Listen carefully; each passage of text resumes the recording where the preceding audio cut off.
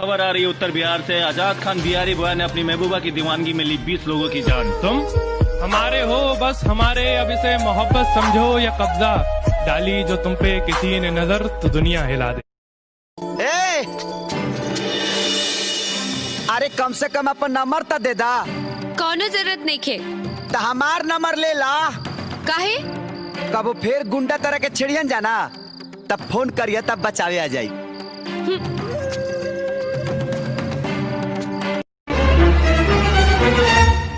साला जब पहली बार कोई घड़ी बनाया होगा तो वो टाइम कहाँ से मिलाया होगा? हाँ यार, जब पहली बार दही जमाया होगा वो जोरन कहाँ से लाया होगा? साला जो पहली बार शादी किया होगा वो सुहाग रात कैसे मनाया होगा?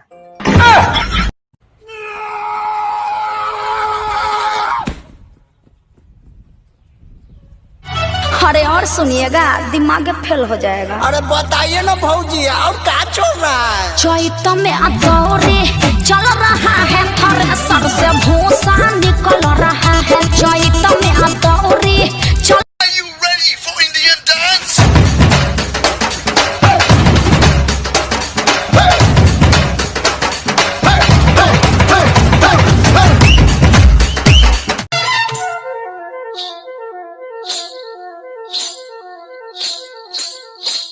होठों में ऐसी बात, होठों में ऐसी बात में दबा के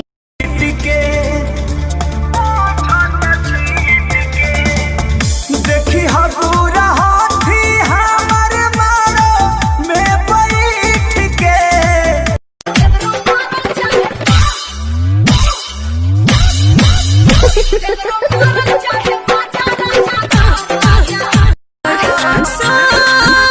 उठला के लसुगा के ठोर गोरी रे तोर, जान मारे ला गजरा के कोर गोरी रे तोर। खबर आ रही है उत्तर बिहार से। आजाद खान बिहारी बॉय ने अपनी महबूबा की दीवानगी में ली 20 लोगों की जान। तुम हमारे हो बस हमारे, अब इसे मोहब्बत समझो या कब्जा, डाली जो तुम पे किसी ने नजर तो दुनिया हिला दे।